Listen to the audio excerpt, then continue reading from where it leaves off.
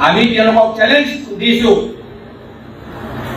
যে আমি অসমৰ ভিতৰত আমি মানে কংগ্ৰেছ দল অসমৰ ভিতৰত আমি সংঘাত হ'বলৈ নিদিওঁ উজনি আৰু নামনিৰ মাজত সংঘাত হ'বলৈ নিদিওঁ হিন্দু আৰু মুছলিমৰ মাজত সংঘাত হ'বলৈ নিদিওঁ আহোম আৰু বাঙালীৰ মাজত সংঘাত হ'বলৈ নিদিওঁ বিহাৰী আৰু মাৰৱাৰীৰ মাজত সংঘাত হ'বলৈ নিদিওঁ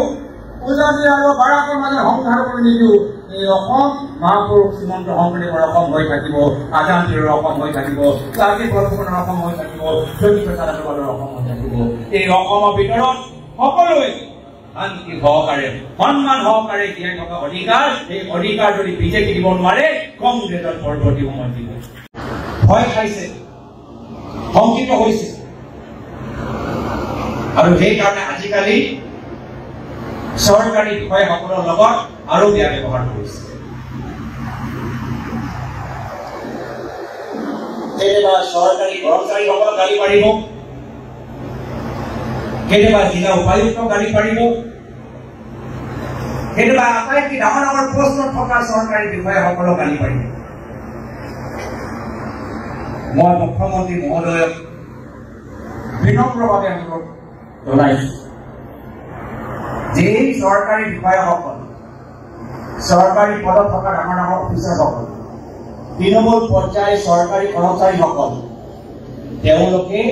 হৈছে ৰাইজৰ সেৱক আপোনালোকৰ চাকৰ নহয় যে যিদৰে আপোনালোকে বেয়া ব্যৱহাৰ কৰিব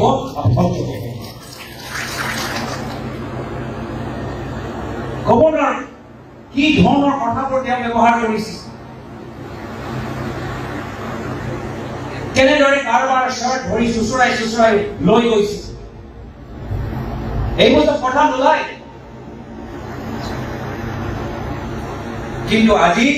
সেই ভয় আৰু অহংকাৰ মিলি তেওঁৰ মন অস্থিৰ হৈ গৈছে বুজি পোৱা নাই কি কৰিব লাগে ইমান অহংকাৰ যোৱা নিৰ্বাচনত জোৰ জবস্তি কৰি বয়োজ্যেষ্ঠসকলৰ দৰৱৰ দাম বৃদ্ধি কৰিলে আৰু এতিয়া জোৰ জবস্তি কৰি আমালোকৰ ঘৰৰ ওপৰত স্মাৰ্ট মিটাৰ লগাই দিছে কিয় লগাইছে স্মাৰ্ট মিটাৰ তাৰ কাৰণ আছে তাৰ কাৰণ হ'ল যে এইখন চৰকাৰ আজি ধাৰুৱা তেওঁ নিজে বিদ্যুৎ বিভাগৰ দায়িত্বত আছে অসমৰ বাহিৰে মই কোনোবা এজন মুখ্যমন্ত্ৰী বিদ্যুৎ বিভাগৰ দায়িত্ব লৈছে মই দেখা পোৱা নাই অসমৰ ভিতৰতে দেখা পাইছো আৰু তাৰ কাৰণ কিয় বুজি পাইছো বিদ্যুৎ বিভাগ লৈ তেওঁ গাঁৱৰ ৰাস্তাবোৰ বনোৱা নাই তেওঁ গুৱাহাটীৰ ভিতৰত দামী দামী ফ্লাইঅভাৰ বনাইছে যি ফ্লাইঅভাৰ যোগেদি কিছু ডাঙৰ ডাঙৰ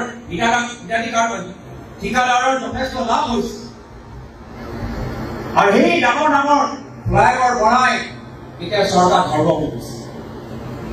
এতিয়া নিজৰ ধাৰ কেনেকৈ মাৰিব দুখীয়া মানুহ ঘৰৰ ওপৰত স্মাৰ্ট মিটাৰ লগাই আপোনালোকৰ পৰা পইচা তুলি তেওঁলোকে ধাৰ মাৰিব বিচাৰিছে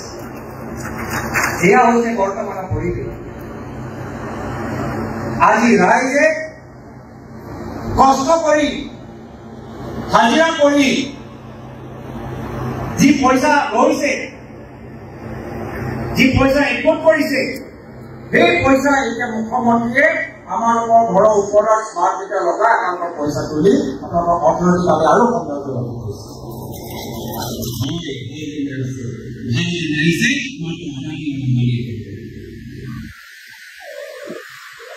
আজি আমি দেখা পাইছো যে এইখন চৰকাৰ ৰাইজৰ পইচা তুলি নিজৰ পৰিয়ালৰ নামত এই মিডিয়া চেনেল খোলা আছে তাত দি আছে ৰাইজে সেইকাৰণে টেক্স দিছে নেকি ৰাইজে সেইকাৰণে জিএছটি দিছে নেকি এতিয়া ৰাইজৰ ওপৰত টেক্স লগাই টোল টেক্স লগাই জিএছটি লগাই ইলেক্ট্ৰিচিটি বিল লগাই এই পইচাবোৰ লৈ এতিয়া তেওঁলোকে নিউজ লাইভত ইস্তিহাৰ আৰু বিজ্ঞাপনৰ বাবে কি কৰি আছে ব্যৱহাৰ কৰি আছে আমাৰ খেতিয়কসকল আমাৰ হাজিৰা কৰা মানুহসকল ইমান কষ্ট কৰিছে নিজৰ ঘৰ চলাবলৈ নিউজ লাইভ কৰিবৰ কাৰণে তেওঁলোকে চলোৱা নাই কিন্তু আজি এয়া হৈছে বৰ্তমানৰ পৰিস্থিতি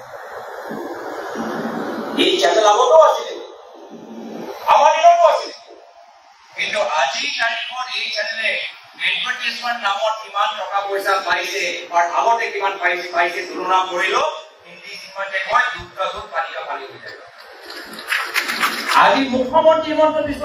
শৰ্মা ডাঙৰীয়া মুখ্যমন্ত্ৰী গাদী বহি থকা পিছত নিউজ টেগে এডভাৰ্টাইজমেন্ট নামত কিমান টকা পয়সা পাইছে ৰাজহুৱা কৰক আমি সকলোৱে বুজি পাই যাম কি হৈছে আৰু সেই কাৰণে ৰাইজে কৈছে যে কংগ্ৰেছ ওলাই আহা আমাৰ ওচৰলৈ আহা আমাক অহংকাৰ পৰা বচোৱা আমাক বিভাজনকাৰী ৰাজনীতিৰ পৰা বচোৱা আমাক হিংসা কৰা ৰাজনীতিৰ পৰা বচোৱা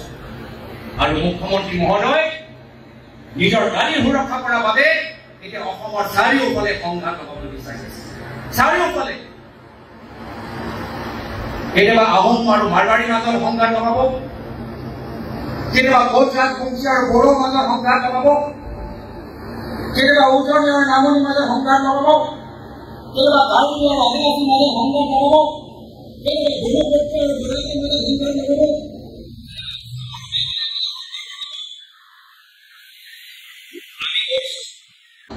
আমি তেওঁলোকক চ্যালেঞ্জ দিছো যে আমি অসমৰ ভিতৰত আমি মানে কংগ্ৰেছ দল অসমৰ ভিতৰত আমি সংঘাত হ'বলৈ নিদিওঁ উজনি আৰু নামনি মাজত সংঘাত হ'বলৈ নিদিওঁ হিন্দু আৰু মুছলিমৰ মাজত সংঘাত হ'বলৈ নিদিওঁ আহোম আৰু বাঙালীৰ মাজত সংঘাত হ'বলৈ নিদিওঁ বিহাৰী আৰু মাৰৱাৰীৰ মাজত সংঘাত হ'বলৈ নিদিওঁ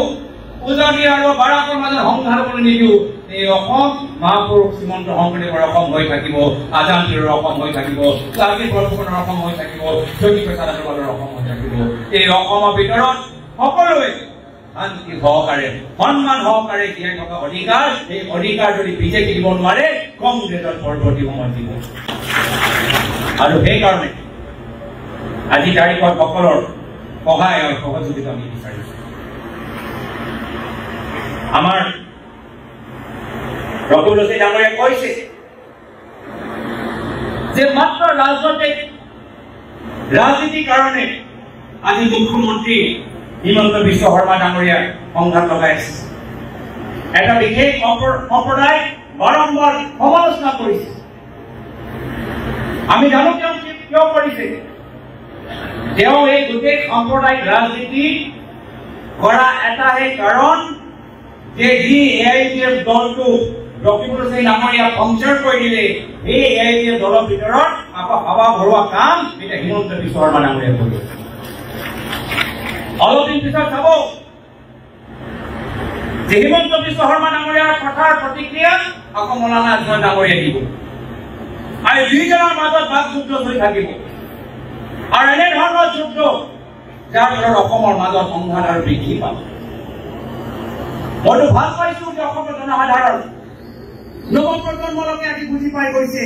যে হিমন্ত বিশ্ব শৰ্মা ডাঙৰীয়াৰ ৰাজনীতি তাৰ উদ্দেশ্য এটাহে যে এআইটিএফ দলটোক আমি কেনেদৰে পুনৰুজ্জীৱিত কৰোঁ আমি হ'বলৈ নিদিওঁ আমি সাম্প্ৰদায়িক ৰাজনীতি আকৌ পুনৰুজ্জীৱিত হ'বলৈ নিদিওঁ প্ৰদ্যুৎ বৰদলৈ ডাঙৰীয়াই কৈছে যে ধুবুৰী অঞ্চল ৰাইজে এআইটিএফ দলৰ সাম্প্ৰদায়িক ৰাজনীতি বাতিল কৰিলে যোৰহাট লোকসভা সমষ্টিৰ ৰাইজে বিজেপি দলৰ সাম্প্ৰদায়িক ৰাজনীতি বাতিল কৰিলে আৰু নগাঁও লোকসভা সমষ্টিৰ ৰাইজে আমাৰ মহাপুৰুষ শ্ৰীমন্ত শংকৰদেৱৰ আৰু আজাদীৰ আদৰ্শ পালন কৰিলে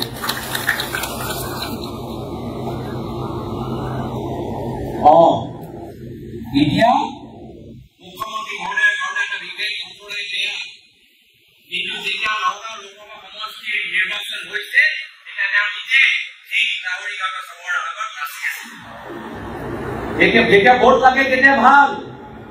যেতিয়া তেওঁ মামা হ'বলৈ বিচাৰিব নাচিব গান গাব ভোট বিচাৰিব যেতিয়া ভোট নাপায় তেতিয়া আকৌ হ'বলগীয়া হৈ যাব ভোট বিচাৰে সময়ত সকলোকে বিচাৰে লিংগত দাবী কৰি নাচি এই ফটোবোৰ আছেনে নাই ভিডিঅ'বোৰ অলপ বেলেগ ঠাইত দিয়ক অকল শ্বেয়াৰ কৰক আমাৰ চেনেলৰ মানুহখিনি অলপ দেখাওক সেইখিনি কথা যে কেনেদৰে নামত আহি সুৰেশ বৰা ডাঙৰীয়া হোৱাই তেওঁ নাচিছিলে তেতিয়া উজনিৰ কথা পাহৰি গ'ল তেতিয়া